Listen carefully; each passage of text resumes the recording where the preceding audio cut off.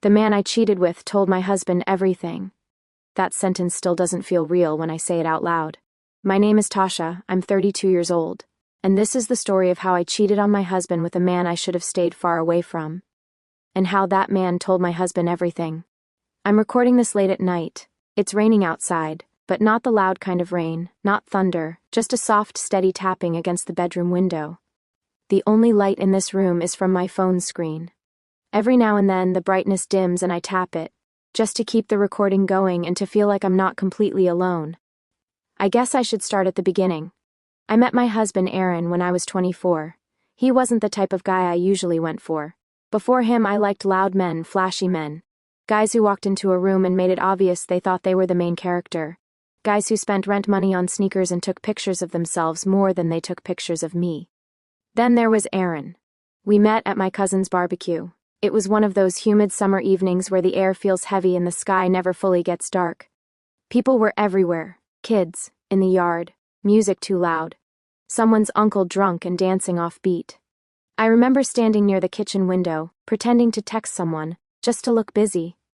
Aaron walked in holding a big aluminum tray of baked mac and cheese. He was tall, not too tall, just enough that I noticed.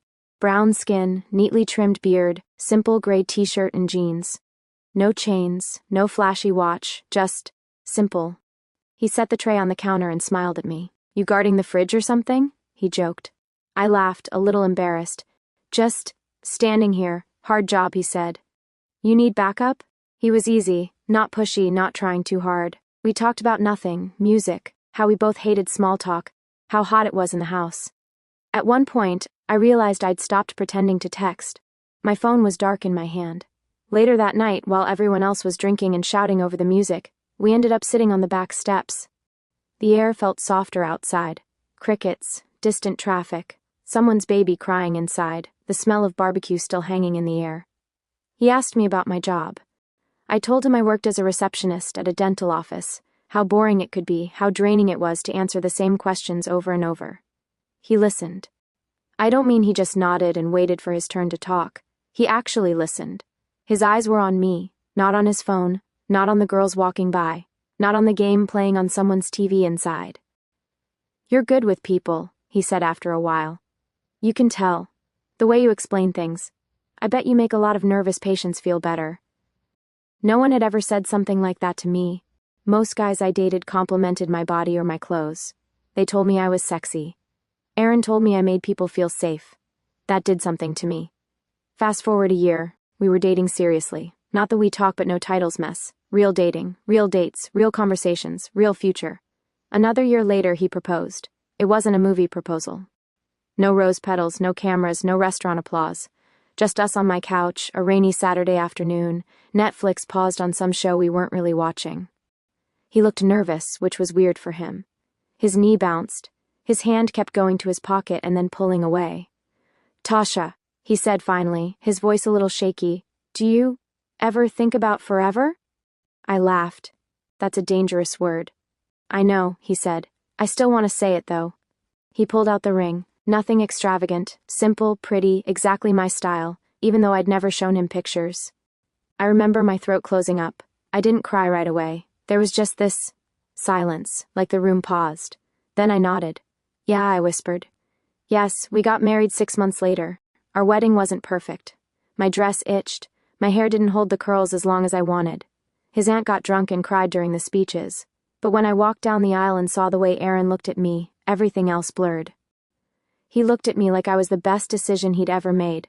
We moved into a small apartment on the west side of town. The walls were thin. The neighbors were loud sometimes. The bathroom tiles were chipped, but it was ours. Our mess, our bills, our late-night takeout, our inside jokes.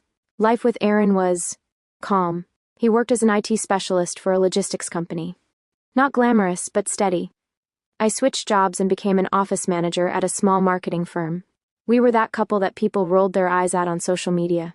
Matching pajamas at Christmas, birthday posts with too many heart emojis, corny selfies in the car. But what you don't see in the pictures is slow cracks. People think affairs happen out of nowhere, like one day you're loyal, and the next day you're in a hotel room. It doesn't work like that. It starts with tiny things. A text you don't mention, a feeling you don't talk about, a disappointment you swallow instead of saying, hey, that hurt. We tried for kids. That's where things started to shift. The first test I took, I was sitting on the edge of the bathtub, shaking. My hands kept sweating so much the stick almost slipped from my fingers. The bathroom light was too bright. The fan buzzed. My heartbeat was so loud I could hear it in my ears. It was negative. I smiled anyway. Made jokes. Guess we gotta try again, I said, trying to sound playful. But that night, when Aaron fell asleep with his arm around me, I stared at the ceiling for hours. We tried again, and again, and again. Every month, it was the same routine. Hope. 2 weeks of acting casual, then the anxious waiting, then the test, then that stupid single line staring back at me like a quiet insult. I started to resent my own body. Aaron tried to stay positive. He'd hug me, kiss my forehead, say things like, our time will come, and we're still young, and it's not your fault, babe. But the thing is, it felt like my fault. We went to a doctor. Tests were done, blood work, ultrasounds, questions I didn't want to answer. When the results came back, the doctor said the word unexplained a lot. Unexplained infertility. It sounded like a curse, something shadowy and vague and impossible to fix. Aaron handled it better than I did. He said we could look at other options. He said we could adopt someday. He said our marriage was more than kids. I nodded when he said all that. I smiled. I pretended to believe him. But something in me started to harden.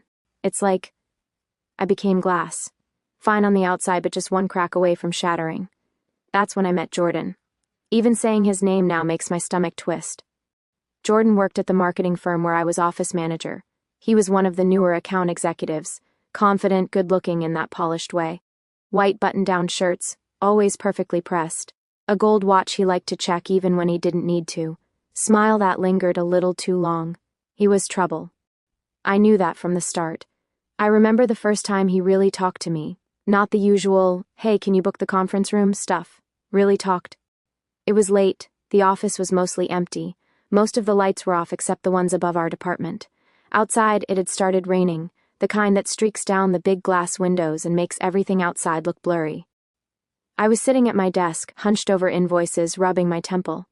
You look like you're trying to solve world hunger over there, a voice said. I looked up. Jordan was standing a few feet away, leaning on the cubicle wall, tie loosened, sleeves rolled up. His hair was slightly messy, like he'd been running his hand through it. Just tired, I said. And behind? He stepped closer, peeking at the screen. Invoices. Exciting. You have no idea, he chuckled. You shouldn't be here this late. Married people are supposed to rush home. There was a teasing edge to his voice, but also curiosity. His eyes flicked to my hand, where my wedding band was. I shrugged. My husband's working late, too. Workaholic couple, he said. Dangerous combo. I rolled my eyes. Why's that? Because that's how you wake up one day and realize you've become coworkers instead of partners, he said, a little too easily. Like he'd thought about this before.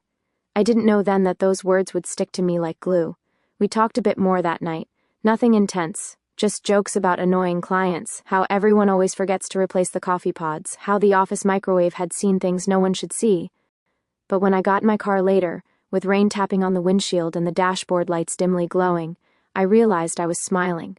Not a big smile, just this small, stupid curve of my lips. I told myself it was harmless. Just workplace banter. Just a conversation. That's how temptation starts. Small, harmless, disguising itself as something innocent. Thing is, I was lonely. I didn't admit that to myself at first. How could I be lonely? I was married. I had a husband who loved me. We lived together, slept in the same bed. But our life had become schedules and routines. Alarm clocks, work shifts, doctor appointments, fertility charts hidden in my phone. Little arguments about money that faded into silence. Nights where we lay back to back, scrolling on our phones, our screens lighting up our faces more than each other. So when someone looked at me like I was interesting again, it got to me. Jordan started stopping by my desk more often. Little comments. New hairstyle? That color looks good on you. You always keep this place organized. I'd be lost without you. Each compliment felt like a drop of water on dry soil. I should have shut it down. I should have mentioned my husband more. I should have kept things strictly professional.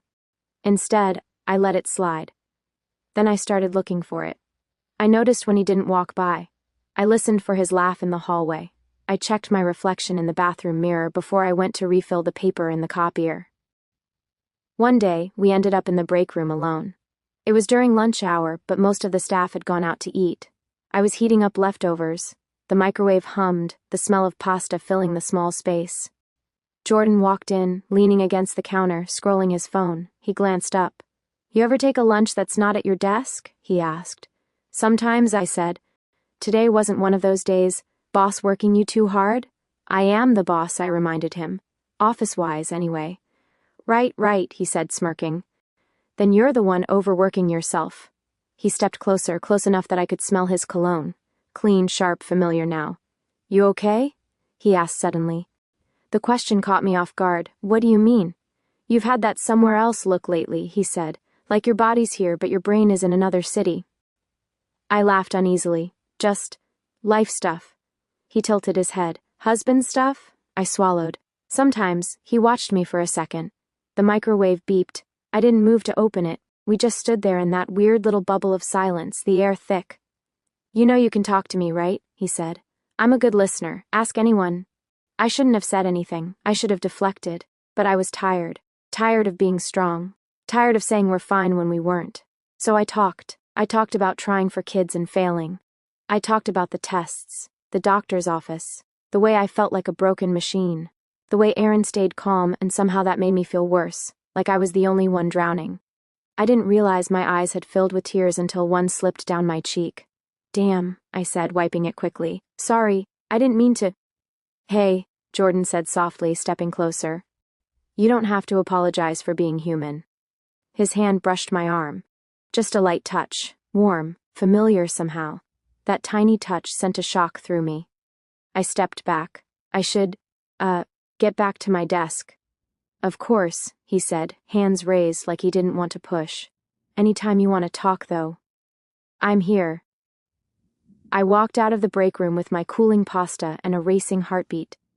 That night, lying in bed next to Aaron, I replayed the moment over and over. The way Jordan's eyes had softened, the way his fingers had felt on my skin. I looked at Aaron. He was exhausted, breathing deeply, his phone lying on his chest, the blue light still glowing until the screen went dark. He'd fallen asleep mid-YouTube video. A part of me wanted to wake him up and pour my heart out. Tell him I felt alone, tell him I was scared I was failing him. Tell him that another man's attention had made my chest flutter in a way that scared me.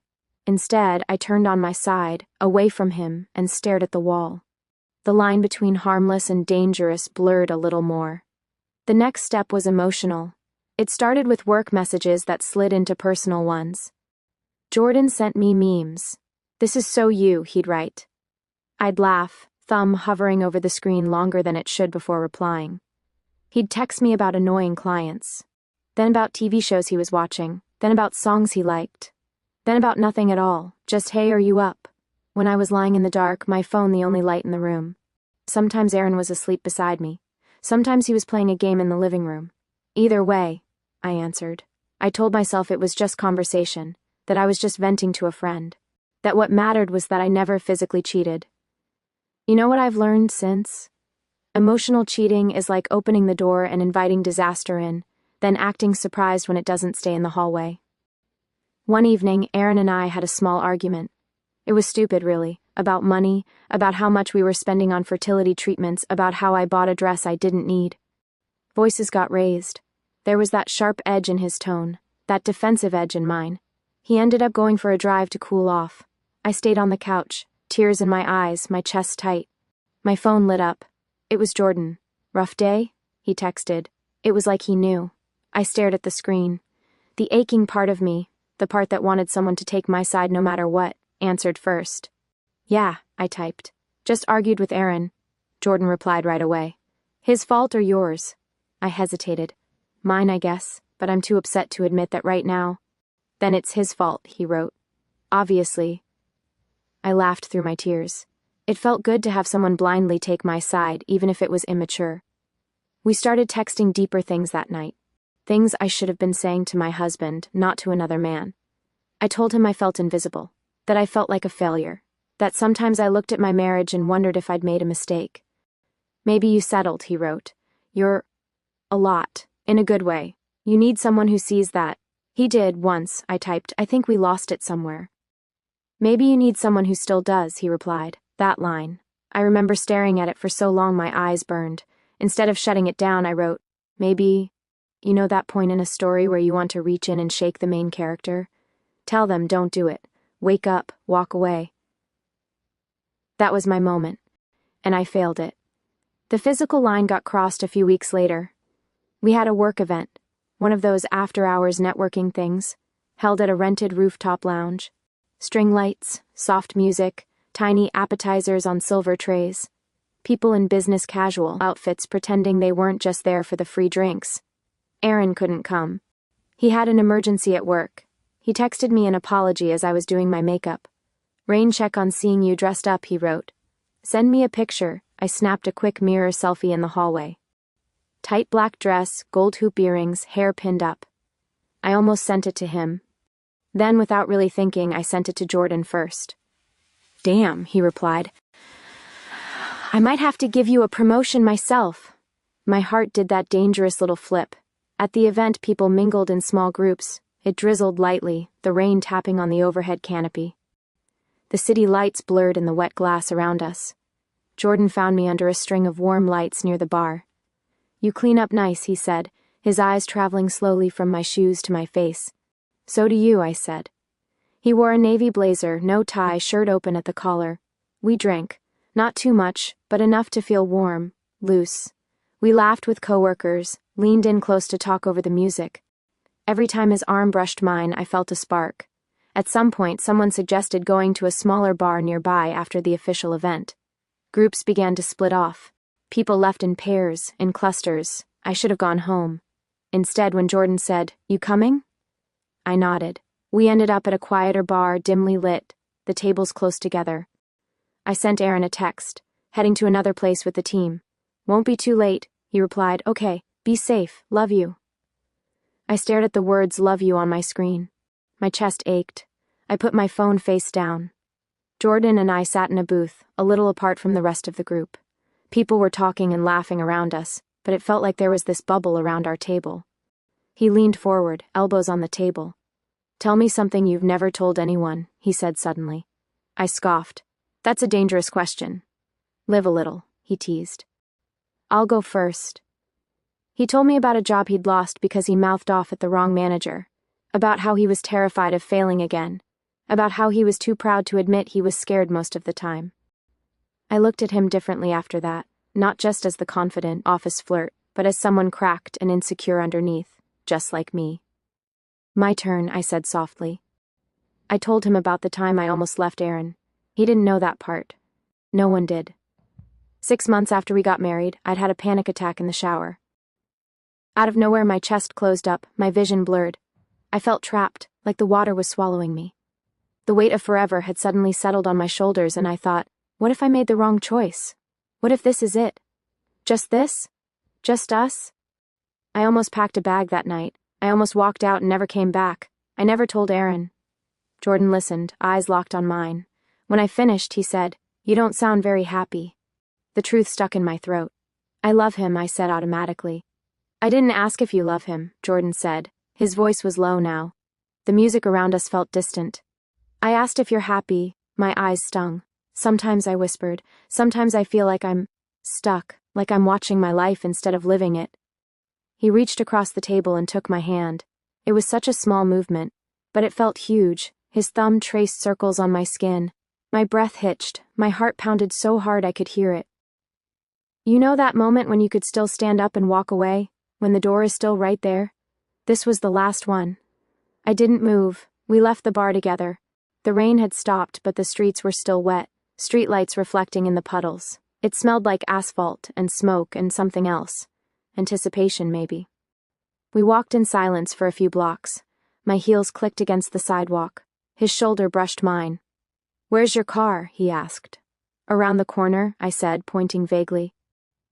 We stopped near a side street, a little darker, a little quieter. He turned to face me. You know this is a bad idea, right? He said. Yes, I whispered. He stepped closer. Do you want to stop? I opened my mouth to say yes. Yes, I want to stop. Yes, I love my husband. Yes, we should go home. But what came out was a shaky, I don't know. That was enough. He kissed me. It wasn't fireworks and violins. It was messy and wrong and desperate. My back hit the cool brick of a building. His hands went to my waist. My fingers curled into his shirt. The world narrowed to the heat of his mouth, the smell of his cologne, the sound of my own breathing. I thought about Aaron for half a second. Then I pushed that thought away. We didn't go to a hotel that night. It didn't go all the way yet, but a line had been crossed and we both knew it. When I finally got in my car, my lipstick smudged, my hair a little undone, my phone lit up again. "Aaron, you home yet?" I stared at the message, at my reflection in the dark screen, at the woman I didn't recognize. On my way, I typed, my hands were shaking. That should have been it. One horrible mistake, one line crossed, pulled back from, confessed, repaired. But that's not what happened. Once you cross the line, it becomes easier to cross it again. The next time, there was a hotel. Jordan booked it. He sent me the address like it was nothing. I stared at it for hours, my stomach hurt, my brain was screaming. But my body wanted to feel something other than numbness and failure and disappointment. We met on a Saturday afternoon. I told Aaron I was going shopping with my sister. I even looped my sister into a fake story, which makes me sick to admit. I turned my phone on Do Not Disturb. I still remember the hotel room. Neutral-colored walls. Generic art above the bed. The hum of the air conditioner. The faint smell of cleaning products struggling to cover up 100 other stories. The first few seconds were awkward. We both knew what we were there for. There was no accident this time. No sudden kiss in the rain. Just two people walking into a room and closing the door behind them. "You don't have to do this," Jordan said quietly. I stepped closer. "I know." "And you're still here," he said. I nodded. "I'm not going to describe what happened in detail. You can fill in the blanks. I will say this, there were moments where my mind left my body, where I felt like I was watching a stranger. A woman who laughed, who moaned, who clung to someone who wasn't her husband. In the quiet moments after, lying on that white hotel sheet, the guilt started seeping in, slow and cold. I stared at the ceiling. The air conditioner buzzed. Jordan's phone lit up on the nightstand with a notification. My own phone lay face down like it was ashamed. "What are you thinking?" he asked. "That I'm a terrible person," I said. My voice shook. He rolled onto his side, tracing a finger down my arm. "You're human," he said. "You're alive. You deserve to feel good. Not like this," I whispered. He didn't answer. You'd think the guilt would stop me. But what happened was worse. I learned how to live with it. I became good at compartmentalizing, at separating my life into boxes. There was wife Tasha, the one who cooked dinner, watched shows with Aaron, made love to him sometimes with a knot in her stomach, smiled in pictures, went to family events. Then there was secret Tasha, the one who snuck out under harmless excuses, who texted Jordan at 2 a.m., who deleted messages and cleared call logs, who knew which hotels didn't ask questions. I told myself lies to survive. I still love Aaron. This is just a phase. Once I feel better, I'll stop. I'm not leaving my husband. I'm just borrowing comfort. We continued like that for almost 6 months. 6 months of half-truths. 6 months of late nights at the office. 6 months of turning my phone face down when Aaron walked into the room. 6 months of slowly killing the man who trusted me most in this world, without him knowing it. And then, everything exploded. It started small. Jordan became different. He started getting jealous. If I had to cancel a meetup, he'd get quiet, passive-aggressive. "Guess your real life matters more," he'd text. "Guess I'm just the side mission." He wanted more of me. More time, more contact, more access. One day after I told him I couldn't get away because Aaron and I had a doctor's appointment, he snapped. We were in his car, parked behind the office building during lunch. It was hot. The air inside the car felt thick, windows slightly fogged. "I'm tired of being your secret," he said, gripping the steering wheel. "You knew what this was," I said. My heart was pounding. Sweat gathered under my blouse. "I told you from the beginning, I'm not leaving my husband." "Yeah, and like an idiot, I thought I could handle that," he said. He turned to me, his eyes sharp. "But I can't, Tasha. I want more than stolen hours and hiding in back streets." I swallowed. "What are you saying?" "I'm saying," he said slowly, "I want you to choose." I felt like the air had been punched out of my lungs. "Choose? Me or him," Jordan said. "I'm not doing this halfway anymore." Panic shot through me. "This wasn't the deal," I said, my voice rising. "You can't just—" "I can," he snapped. "I can because I'm in this too. I have feelings too. I'm not some distraction you use when you feel lonely and then toss aside when it's convenient." I clenched my fists. That's not what I'm doing. He laughed bitterly. Isn't it? We sat in silence, the only sound our breathing and the faint hum of a distant highway. I'm not leaving my husband, I said finally. I can't, I won't. Then what am I to you? He demanded. I opened my mouth, closed it. I didn't have an answer that wouldn't hurt him or make me look worse than I already did. He saw that. His jaw tightened. Something in his expression hardened. Okay, he said quietly. I got it. I reached for his hand. Jordan, don't do this, please. I care about you, I do. But my marriage... Your marriage, he said, cutting me off. Your precious marriage that you had no problem stepping out of. His words sliced through me. I made mistakes, I whispered. Big ones, I know that. But I'm trying to figure it out. Do you know what I've done for you? He said. What I've risked. You think this doesn't eat at me too? You think I like sneaking around? Tears stung my eyes. So what now? You want me to just walk into my house, pack a bag, and leave? Just like that? He stared at me. If you loved me, you would... It felt like the whole car shrank. I shook my head. I can't... He looked away, his jaw working. When he spoke again, his voice was flat. Then I guess we're done. He unlocked the doors. The click sounded final. We didn't speak the rest of the day except for necessary work stuff. My stomach was a knot, my chest felt hollow. That night he didn't text me. The night after that, he didn't either. I tried to focus on Aaron, on my marriage, on the life I still had. We cooked dinner together. We watched a movie. He rested his head in my lap while I played with his hair. But the silence from Jordan buzzed at the back of my mind like an alarm I couldn't turn off. A week passed. Then, too. I told myself it was over, that this was good, that God had stepped in and cut things off because I was too weak to do it myself. I started to feel relief. Then came the night that ruined everything. It was a Thursday. I remember because Thursdays were usually boring. Work, gym, leftovers for dinner, early bed. It was raining again, heavy this time. Sheets of rain slamming against the windows, wind howling down the street, thunder rumbling in the distance. Aaron and I were home. He was in the living room, sorting through mail. I was in the bedroom, folding laundry, the TV playing softly in the background. My phone buzzed on the bed. I glanced at it. It was a number I didn't recognize. For some reason, my heart jumped. I picked it up and answered. Hello? Hey, Tasha. Jordan's voice. My throat went dry. Jordan? Where have you been? You just disappeared. He laughed, but there was no humor in it. I needed time to think. Lightning flashed outside, lighting up the room for a split second. We have nothing more to talk about, I said, trying to sound firm. We said what we needed to say, did we? He asked softly. Because I feel like there's one more thing. My stomach dropped. What are you talking about? He sighed. I saw your husband today. The room spun. My legs went weak. I sat down on the edge of the bed. What? I whispered. At that coffee shop near your office, he said casually. He was there, alone. Guy looks older in person, tired. Nice dude, though. We had a little chat. My heart was pounding so loud I could barely hear him. Jordan, what did you do? Relax, he said. We just talked. What did you say? I demanded. My voice broke. He went quiet for a second. I could hear his breathing on the line. You didn't choose me, he said. So I made a choice for both of us. There was a roaring in my ears now, like the rain outside had moved into my head. Jordan, I whispered. No. Please tell me you didn't. I told him everything, he said. Silence. For a second I thought the call had dropped. I held the phone away and looked at the screen. The timer was still counting. I put it back to my ear. What? I said, but my voice didn't sound like mine. I told him everything, he repeated. How long it's been going on. The hotels, the texts, the lies. I felt sick.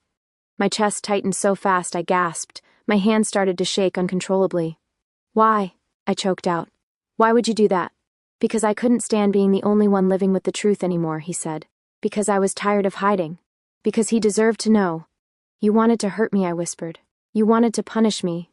He didn't deny it. He looked destroyed, Jordan said quietly. You should have seen his face. I stood up, pacing, my bare feet cold on the hardwood floor. The room felt too small, the air too thin. You had no right, I said. Tears blurred my vision. You had no right to go to him. This was between us. Between us? He snapped. You dragged your husband into this the moment you cheated.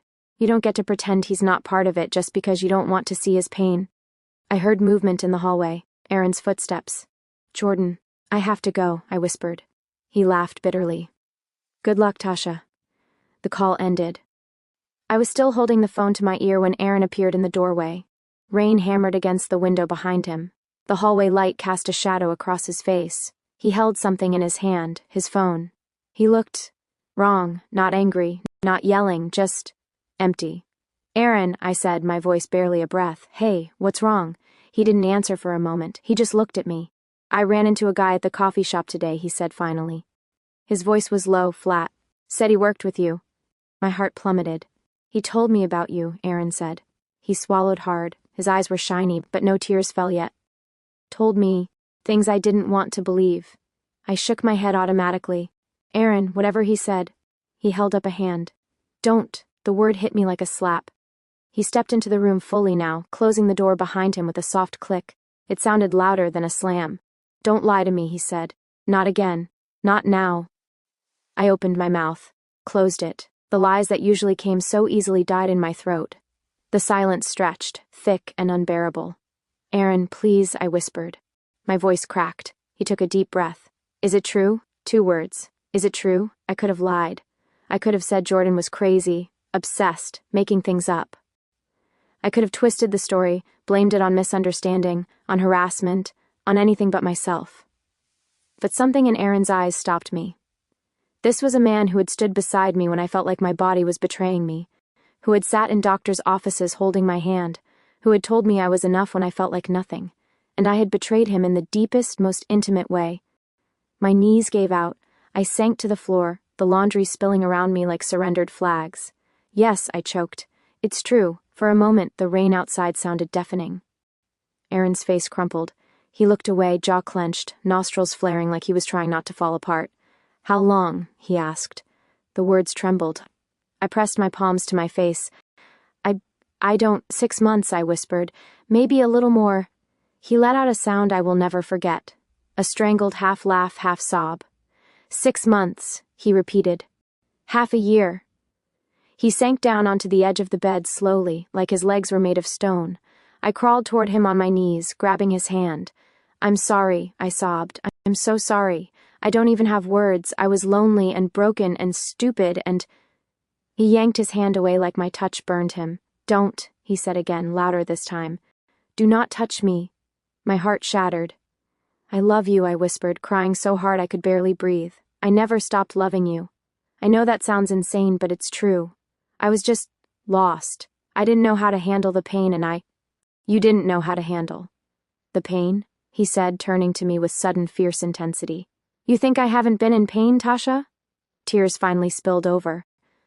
"I watched you fall apart every month," he said, voice shaking. "I watched you blame yourself. I watched you look at babies in grocery stores like someone was stabbing you. I wanted to fix it, but I couldn't. I felt like I was failing you every day." His voice cracked. "And while we were going through that," he continued, "while we were trying to hold on, you found time to sleep with someone else?" Shame flooded me so hard I thought I would pass out. "I didn't do it to hurt you," I whispered. He laughed again, that horrible broken sound. "You think that makes it better?" Lightning flashed. Thunder followed, rattling the window. "I thought we were in this together," he said. "I thought... Even if we never had kids, even if it was just us, at least it was us. At least you were mine and I was yours." He looked at me then, eyes red and raw. "Was any of it real?" he asked softly. That question sliced deeper than any insult. "Yes," I said immediately. "Yes, our marriage is real. My love for you is real. Nothing with him was what I have with you." "Then why?" he whispered. "Help me understand. Because right now it feels like I've been living with a stranger." I wiped my face with shaking hands. "I was empty," I said hoarsely. "I felt like my body was broken, like I was failing you, failing myself. You kept being strong and calm and I resented you for that. I know that sounds crazy, but I did. I felt like you weren't falling apart enough. Like you didn't care as much." He stared at me. "You think I wasn't falling apart?" he said quietly. "You think because I didn't cry loud enough for you, I wasn't dying inside?" My throat closed. "I should have talked to you," I said.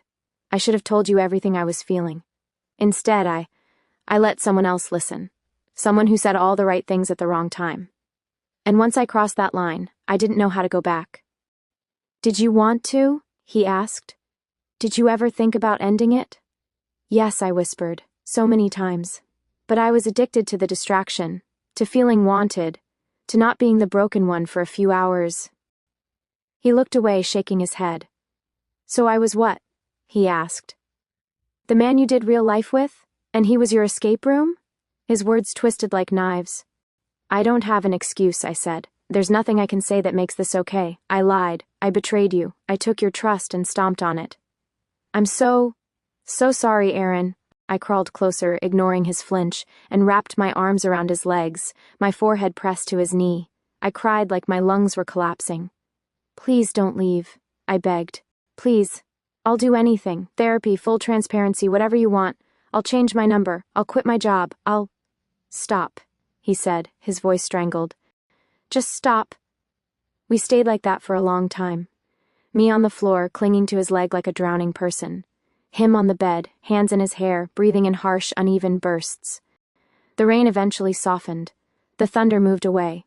The apartment filled with the quiet hum of the fridge, the ticking of the clock, my muffled sobs. Finally, he stood up. My arm slipped from his leg.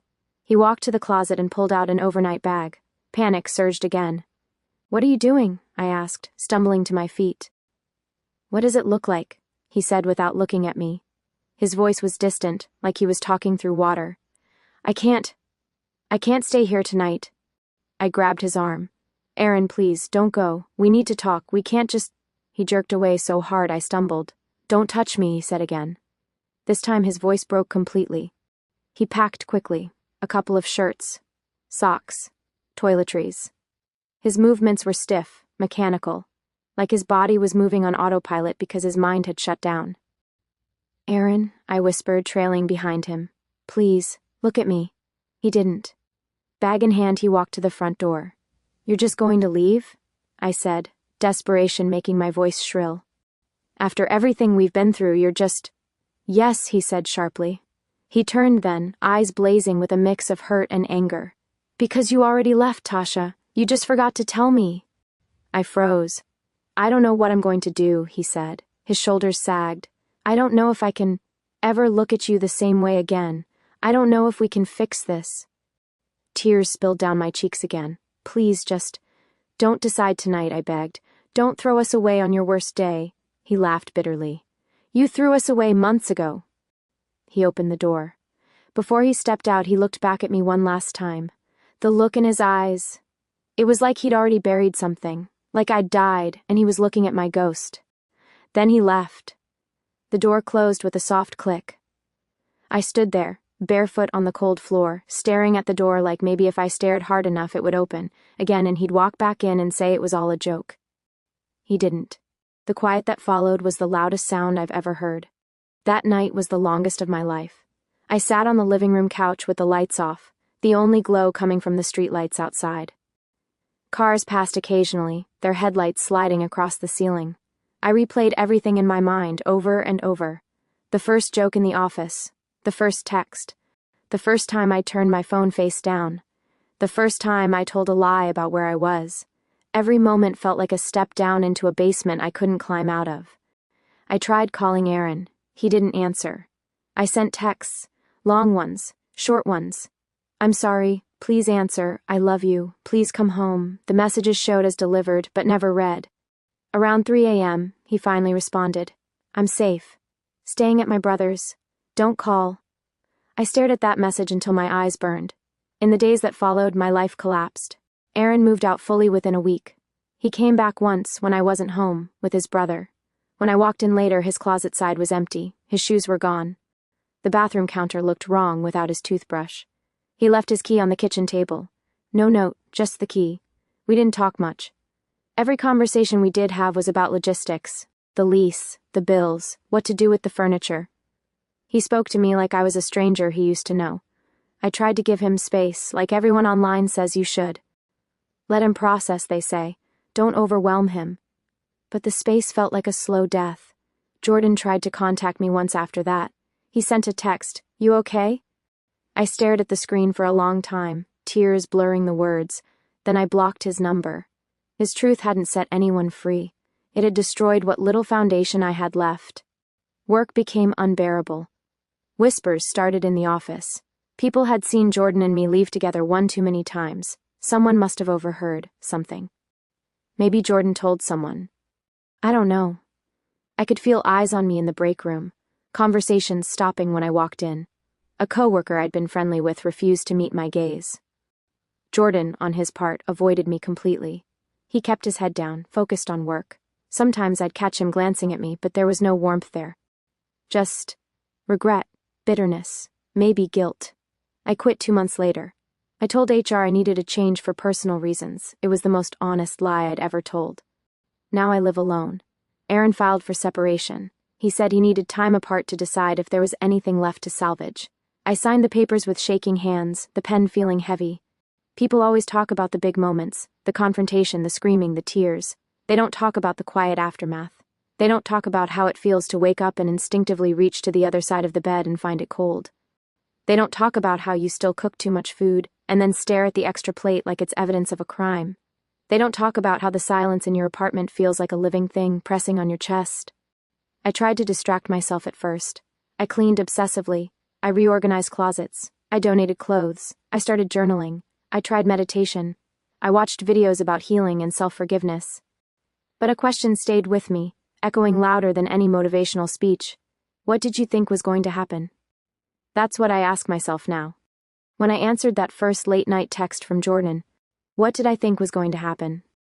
When I walked into that hotel lobby with my head down and my heart racing, what did I think was going to happen? When I lied to Aaron's face, saying just another late meeting, babe, what did I think I was building?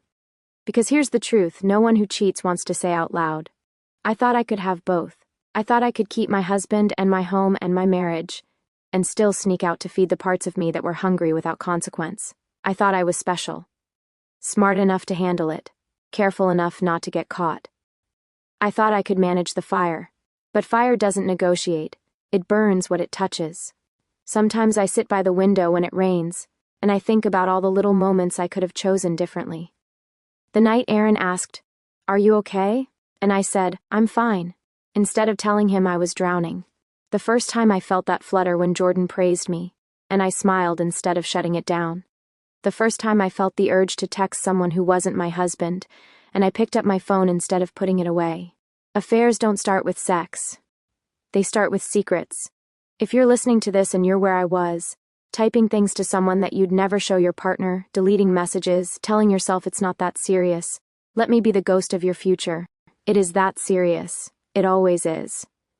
Now for the part I've been avoiding, the reflection, the haunting truth. People ask themselves after something like this, am I a bad person? I've asked myself that every day. Some days the answer feels like a yes, a loud, echoing yes. On those days I replay Aaron's face when I said, "It's true." I hear his voice asking, was any of it real? I feel the way his body flinched away from my touch like I was poison. Other days the answer is more complicated. I'm a person who made choices, one bad choice, then another, and another, each one easier because it followed the one before it. I stepped over my own boundaries until I forgot where they were. I was selfish. I was cowardly. I chose escapism over honesty. I took the pain I didn't know how to process and handed it to the one person who didn't deserve it. Whether that makes me bad or just horribly human, I don't know. Here's what I do know. Love is not a shield. It's not enough to say, "I loved him," and expect that to cover your sins. You can love someone and still hurt them in ways they never recover from. You can love someone and still betray them if you don't deal with your own brokenness. Love without honesty is fragile. Love without boundaries is dangerous. Love without communication is a ticking time bomb. If I could go back, if I could talk to the version of me sitting in that office break room feeling seen for the first time in months, I would take her phone, put it down, and walk her to her car. I would drive her home. I would sit her in front of Aaron and force the words out of her mouth.